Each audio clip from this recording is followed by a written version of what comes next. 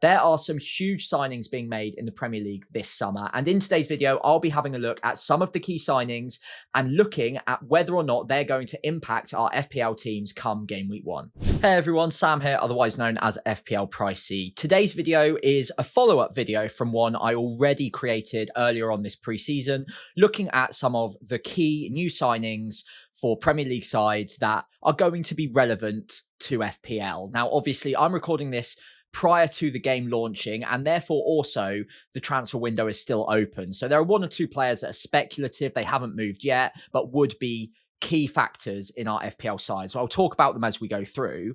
There's also a few that I've already mentioned in my previous video. I'm going to try and get a link to that on screen now if it's interesting to you. That includes players from Liverpool like Wirtz, Frimpong, Gÿokeres, Man City like Aït-Nouri and Cherki.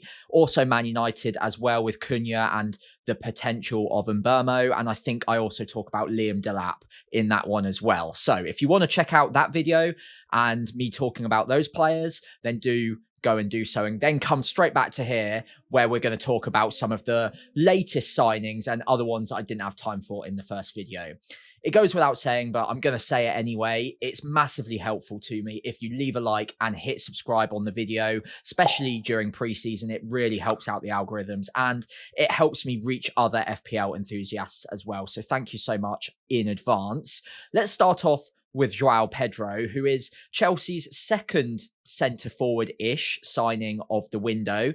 Liam Delap, I've already talked about. João Pedro is going to also be really interesting for FPL. We know him from the Premier League anyway, so the data we've got is fairly sturdy. It will hold up to a stress test when you cross it over to Chelsea from Brighton. It's not moving from another league, a poorer league, and therefore we need to maybe taper our expectations. With Pedro, we know how he is as a player. We know there's quality there, and we know that the data is good. He's moving to a, let's say, superior side. Champions League, obviously, they also just won the Club World Cup, so very good side. And João Pedro was signed early on, which is massively helpful because they are playing or did play in the Club World Cup, where he actually got good minutes and started the final 2 games, scoring 3 goals in those 2 games, including an absolute screamer as well. So I think it's fair to say that he's integrating pretty well early on. I think he cut his holiday short to meet up and team up with Chelsea over in America, and it looks like it's paid dividends. It looks like a great signing for Chelsea. He can play multiple positions, which will be really helpful, not just for Chelsea, but also for FPL as well, because he's versatile. He'll find ways of getting into that starting lineup most weeks if he's in decent form. I think the only problem with most Chelsea players in that forward line or in the midfield to forward lines is that there's a lot of good players there that they can mix between week to week. So although João Pedro's minutes look good in the Club World Cup to begin with, he has been getting taken off early and probably will continue to do so at regular intervals in the Premier League this season. They've got Delap. For now, they've got Jackson as well. That might change and therefore make his minutes a little bit better. But I would probably expect him to start 2 out of every 3 games and maybe get taken off in most of those games that he does start anyway. So the minutes aren't going to be perfect unless he really stamps his authority on that Chelsea side early on, which he does have the quality to do. Palmer obviously went and did that early on last season or the season before last now and became a 90-minute man. There's nothing stopping Pedro from doing similar, but there are quality players in the positions he plays. Now, let's say he does get nailed. Is he going to be a good FPL option? Well, the underlying data here suggests potentially yes.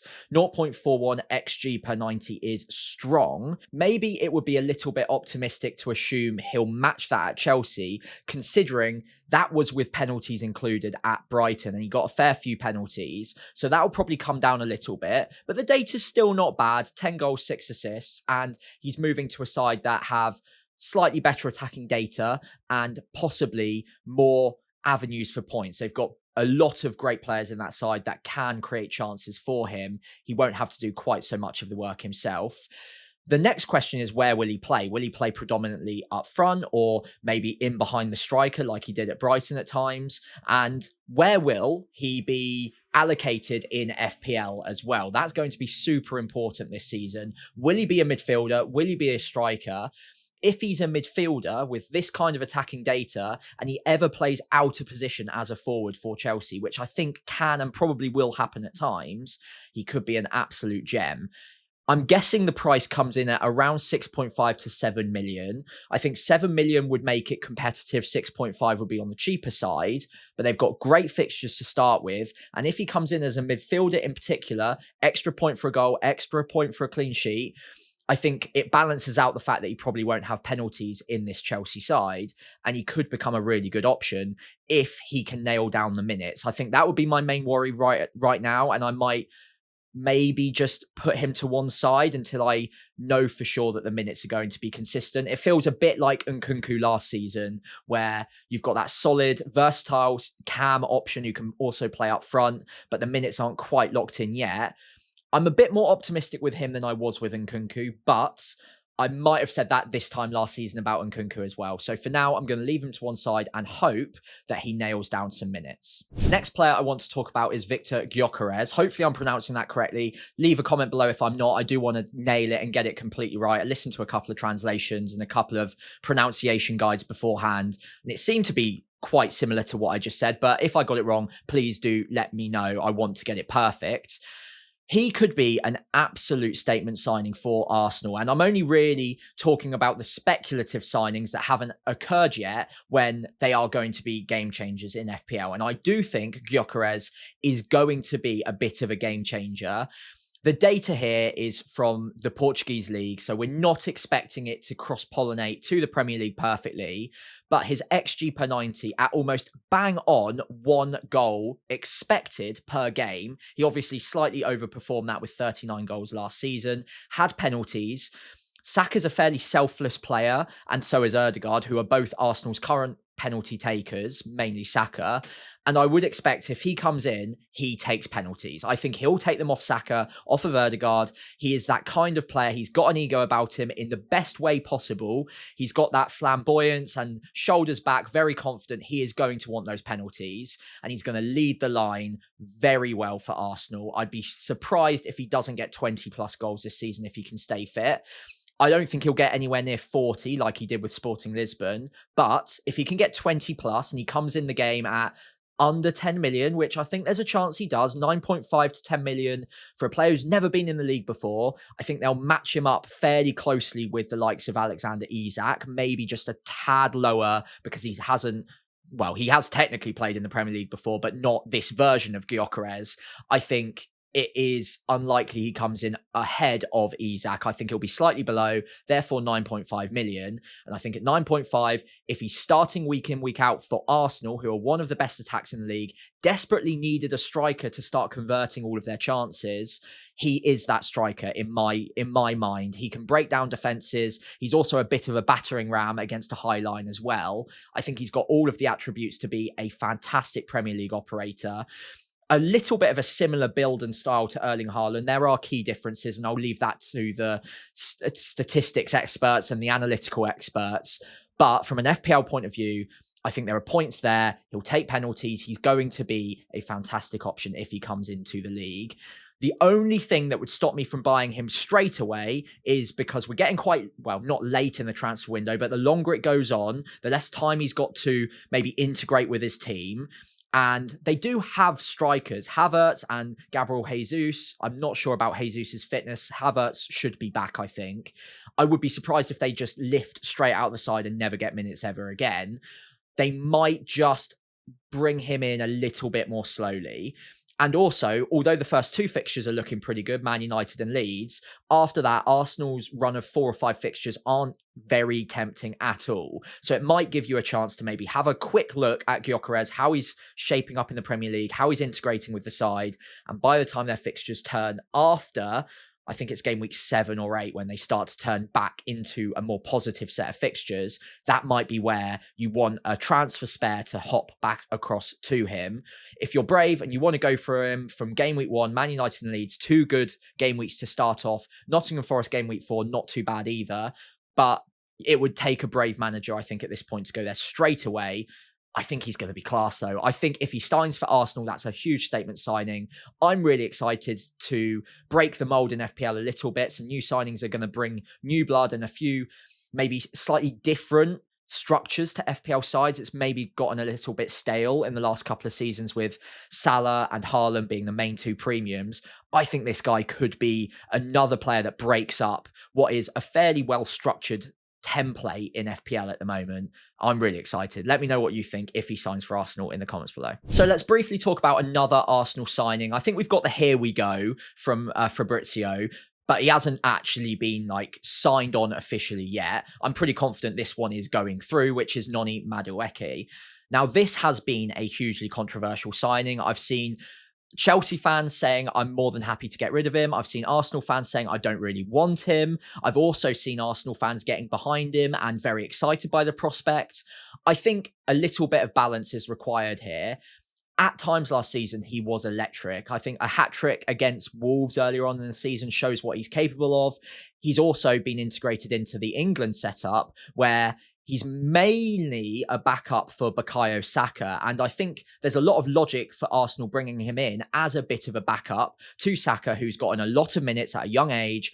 And they are going to have to maybe just taper off his minutes ever so slightly to make sure that he gets more longevity and he doesn't get injured towards the end of the season. They need to rely on him. So Madueke might get a few minutes on the right-hand side. But the reason I think he could be FPL relevant is if they're willing to use him as a left winger, maybe in tandem with Martinelli. So I don't think either of them are going to be locked in and nailed. And therefore, maybe Madueke, to start with at least, isn't an FPL option that any of us are going to realistically consider, because there's just going to be too much risk about him getting starts from game week 1 onwards. But he's got quality. He's got good underlying XG threat, as you can see here. In fact, I was pretty surprised it was as high as 0.43 XG per 90. Pretty encouraging. And if Arsenal use him in the right way and he plays well enough, then there's no reason why he couldn't bed in on that left-hand side and maybe take the place from Martinelli. Martinelli will have something to say about that though. So for now, he's a no-go for me. I think he'll come in at about 6.5 million. If he starts nailing down a starting spot, maybe Saka gets injured and Nwaneri's off, or maybe starts playing a slightly different position, could play right wing as well. I think there's maybe an argument that at some point he could be an option. For me, it's a non-starter right now because I just don't think he'll be nailed in to begin the season. But maybe at some point, 6.5 would be a competitive price for Madueke. So you've got to feel for Jacob Murphy a little bit with this signing. Anthony Elanga signs for Newcastle from Nottingham Forest for about 50 million.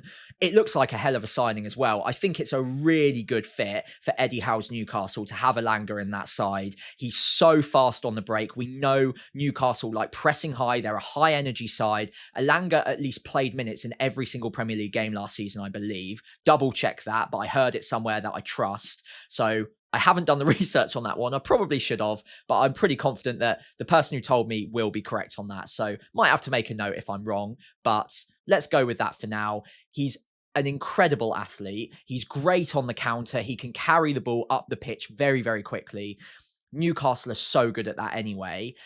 You do have to feel for Jacob Murphy, and he had such a standout season last year. I don't think it's as obvious as Murphy loses his place because Elanga's been signed either. I think there's still going to be competition for places there. They've done it on the left-hand side with Barnes and Gordon. At times, Gordon got injured and Barnes was a great option. Obviously, Gordon was the primary starter at left wing. And I do just wonder if that's what they're trying to go for on the right-hand side as well. Maybe Elanga over time becomes that number one. And then Jacob Murphy is more the player who comes on after 60, 70 minutes. He rarely ever played more than 60, 70 minutes himself anyway. So maybe he's better used as a finisher. So he comes on last 30 minutes and he finishes off the game. And maybe those two tackle the right wing position together. And maybe at times Elanga is a little bit fatigued. Jacob Murphy can start for a few games and vice versa.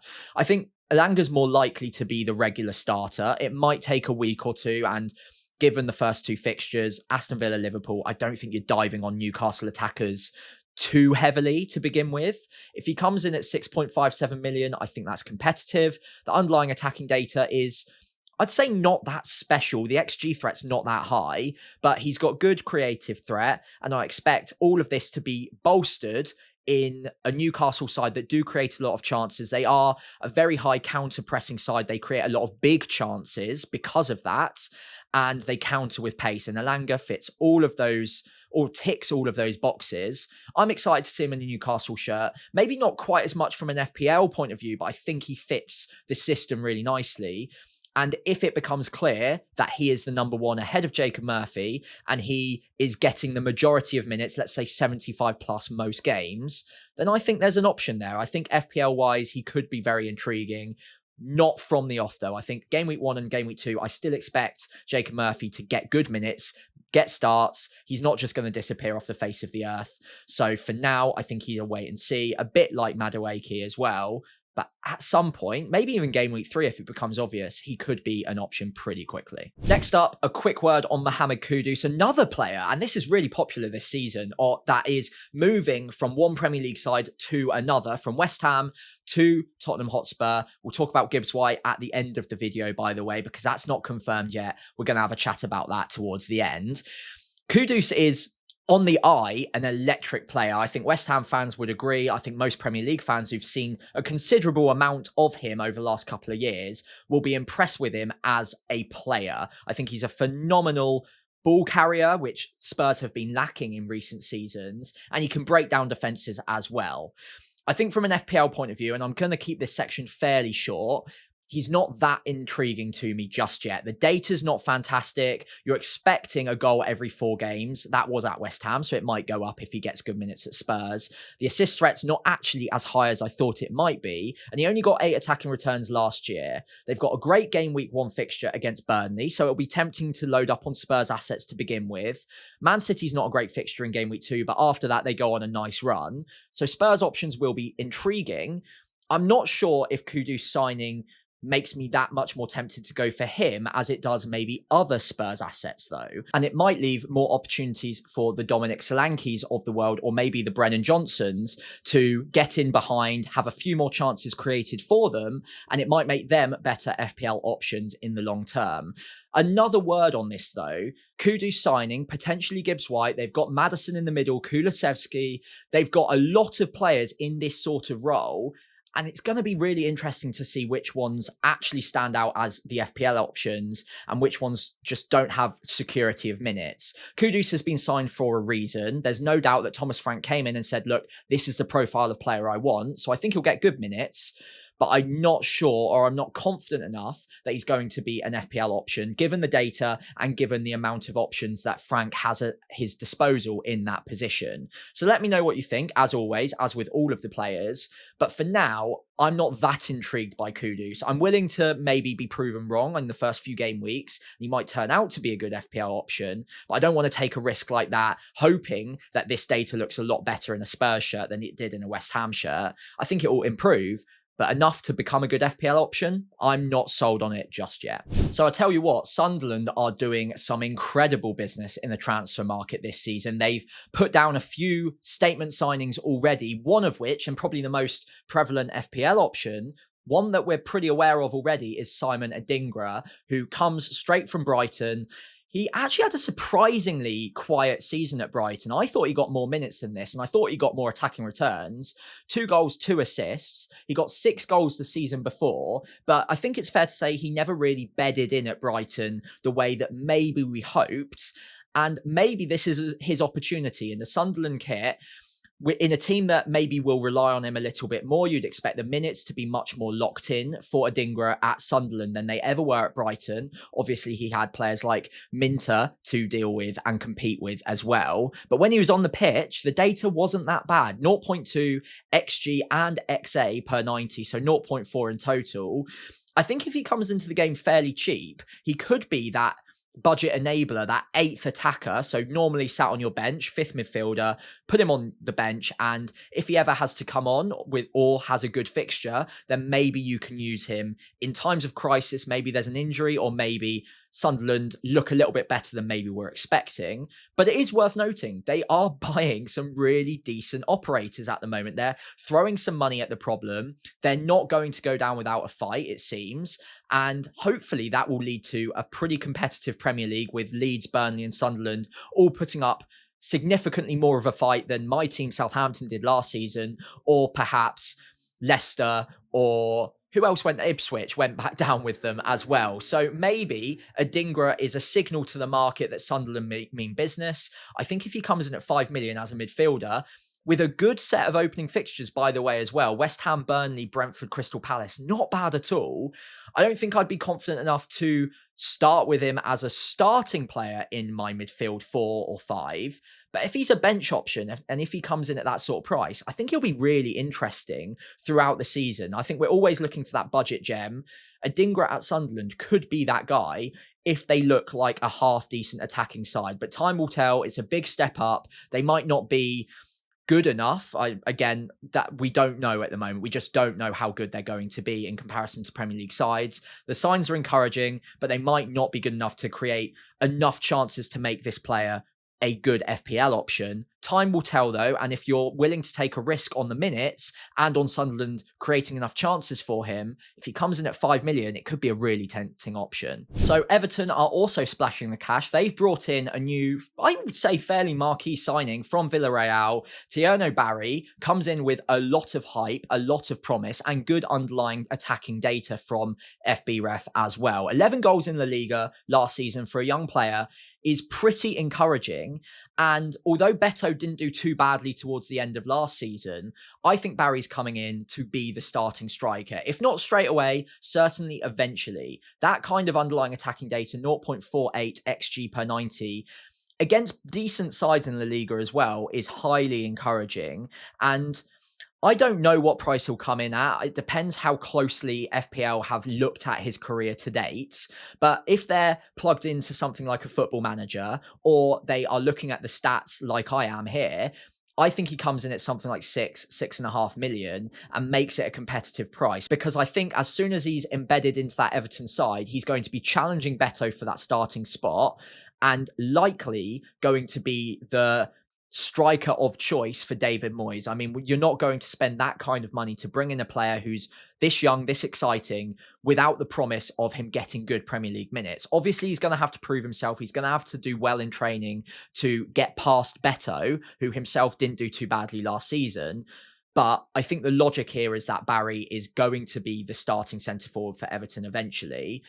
With data like this, it's going to be interesting. A good start to the season fixtures-wise as well. I think it would take a very brave manager to pick him from the off, given there will be that competition for that starting spot to begin with. But again, if he comes in at 6 million, there's a lot of strikers that I imagine will come in at that price. And I think he will be one of the better options when he does nail down a starting spot.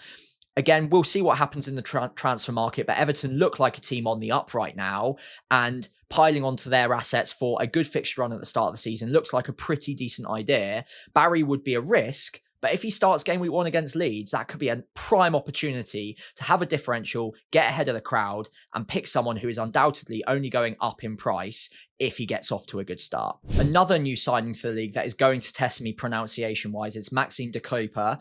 Hopefully my homework has paid dividends there, but do let me know if I've got that wrong. Comes with a lot of promise, and if I told you that he was a midfielder with this sort of underlying attacking data, you'd probably not even bat an eyelid. But what if I told you he's likely to be Brighton's left back this season? With data like this, okay, granted, coming from a much inferior league, it's not going to convert perfectly, but it is highly encouraging, and he comes with a lot of promise, a lot of excitement about this player. And I think if he comes into the game at 4.5 million, we could have ourselves a budget defender on our hands with plenty of attacking upside in what is a pretty good attacking side anyway, Brighton. Now, obviously, they've currently got a left-back as Stupinian, but there's a lot of transfer rumours circling about him, and I don't think that he's that fancied by Hertzler either. I don't think he got a perfect amount of minutes last season, and I think there's a good chance that he's off before the transfer window closes. And even if he's not, this looks like Hertzler's man. This looks like the man that he wanted to bring in and play left-back, and if he gets nailed down in that left-back spot, it's very clear that he likes getting forward with that kind of underlying attacking data. If I change the names around and put a different logo on it, you might think that this was Trent's underlying attacking data. But a player with this kind of attacking potential is always going to be interesting to FPL managers, because if you can get on him early whilst he's still cheap, and I think he'll come in between 4.5 and 5 million, if we're lucky 4.5, he could be absolute gold dust. We know from seasons past, getting in a defender like this, of this kind of quality, if he gets nailed in and he's producing attacking returns, he will be a bit of a game changer. So keep an eye on this player. Does he start games at left back during pre-season? That will be helpful to figuring out whether or not we can have the bravery or the strength in our convictions to go for him from game week 1 against Fulham. Not a terrible start to the season for Brighton. I wouldn't say it's box office, standout good fixtures. But I think the first 4 as a batch, if you can avoid Man City in game week 3, they're good enough to own a 4.5 million defender with this kind of underlying attacking data.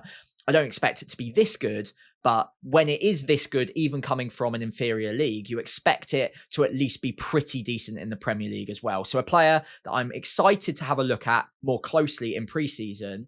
And if he gets good minutes, then it's going to be incredibly tempting to include him in a game week 1 side. Okay, so a few other signings to round off the video. First of all, Morgan Gibbs-White. Obviously, there's huge controversy around this transfer. At time of recording, Nottingham Forest have filed, I think, a lawsuit and tried to block the transfer from Forest to Spurs.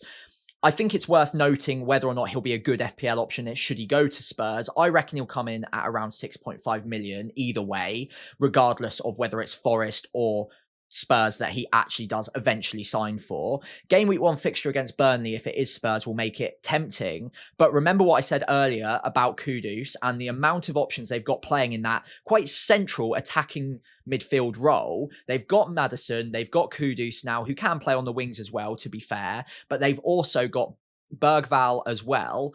And Kulusevski can play through the centre too. It's going to get pretty congested there. And Gibbs-White, I think, would be a bit of a marquee signing for them. I think he's a quality operator and take them up another level. I do think that he should be the starter in that central role for Spurs should he sign. However, the underlying attacking data probably isn't good enough to take a risk on him being a good FPL option to begin with, considering I think the price will be above 6 million. And the fact that there are other players who can play in his position should he not get off to a hot start at Spurs. If he even signs for them, he won't get penalties. He might get some set pieces with Spurs. But I think either way, he's never really been a fantastic FPL option. He's kind of been a steady Eddie pick. I don't think that changes too much at Spurs. So I don't think I'd be rushing out to buy him should he sign for Spurs. And the same can be said for if he stays at Forest as well. He's a good pick. Probably slightly better at Nottingham Forest than he is at Spurs, given his importance to the side, but I don't think he's one of those standout box office picks to begin with. Moving down, 2 Chelsea signings, Gittins and Esteval, hopefully pronounced that correctly, both coming into the game from abroad. Now, Gittins comes with a lot of promise from Dortmund, and obviously the price tag would suggest that he would expect some minutes in that Chelsea side. I don't think he's going to be an FPL option to begin with. That's why I haven't really done an extended section on him, because I just don't think there'll be enough of a guarantee on minutes to begin with. But as we've seen with lots of players at Chelsea, if they prove themselves, they can become options very quickly if they can nail down that starting spot. So he's a player that I've got my eye on. The underlying attacking data isn't box office, but it's not terrible. So keep an eye on him. Esteval, I'm even more excited by. He's a very young player, obviously played well in the Club World Cup as well. And I think because of his age and because of maybe the slightly lower profile of the signing, I think he comes in a bit cheaper at maybe 5.5 million if we're lucky, because I don't think FPL will expect him to be a starting player for Chelsea. But given the underlying attacking data, given what we've seen in the Club World Cup in particular, because I don't know about you, hadn't seen much of him before the Club World Cup, but given what we have seen so far, I think there's a real talent there. And again, if he can get off on the front foot, if he can make the most of the minutes he's given, he could become a really good budget enabler and a bit of a breakout star this season. So keep an eye on him. Not someone to pick from game week 1 either, but down the line, 5.5 could be a game breaker if he comes in around that price. Even at 6 million, he could still be a game breaker if he becomes a winger that is starting week in, week out for Chelsea, which I don't think is out of the realms of possibility, given what we've seen so far from him. Moving down, Walker. It's a big signing for Burnley. Obviously, no question about that. But I think we're past the peak of Walker's powers as an FPL option. I don't think he was ever really a massive FPL option anyway. And this is one of the players that I'd actually give a hard avoid to begin with at the start of the season. He'll come in at 4.5, you would think, maybe even 5, given his profile. The underlying attacking data isn't great anyway, even at Man City. It will be worse at Burnley.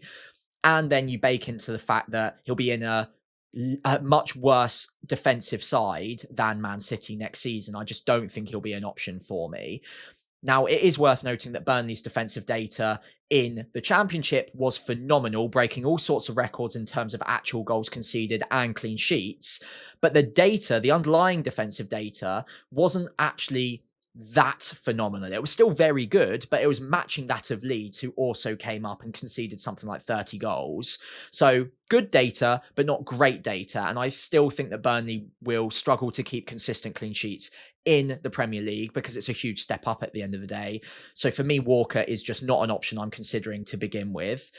Last up, I'm going to talk about Kelleher, new signing for Brentford, replacing Flecken. So what I've done here is, obviously, this isn't XGI per 90 for Kelleher. It's the XGC per 90, so expected goals conceded per 90 from Brentford last season. Not Liverpool, because again, I don't think that'd be quite fair as a comparison. Liverpool are an elite defensive side, and Kelleher's minutes were managed, or limited, let's say, with Alisson being the number 1 keeper.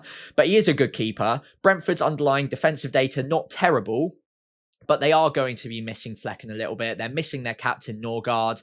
Obviously, a new manager as well won't help. So if he comes in at 4.5 million, I think he'll make a lot of saves. And I think that when he does make saves and keeps a clean sheet, he'll get a big haul because he'll get bonus points as well.